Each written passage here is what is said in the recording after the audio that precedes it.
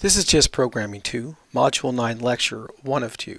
We're just going to discuss some of the latest news around the runtimes and App Studio. So I'm your instructor, Robert Hewlett. You can contact me via the email address below. The general learning outcome is to master, know, and understand all content concepts that are discussed in lab, lecture, and the assigned readings. Specific learning outcomes, although not an absolute list, discuss current events surrounding the various runtimes.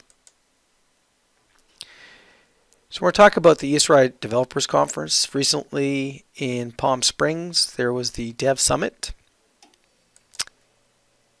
So what you can do is you can watch the video below. It's one video, and it talks about the developer experience that ESRI has planned. This is from 2019.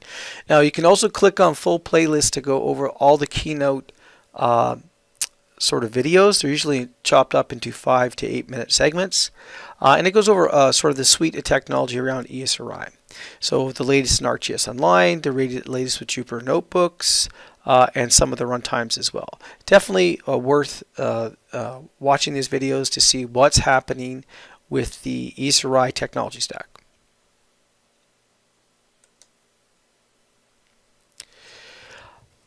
Also, this is a cross-platform development video, so this looks at how to build cross-platform apps. So there's a little bit of web, there's a little bit of Qt. Also, this individual video is in a playlist as well that goes over a little bit more in depth about the Qt runtime and that as well.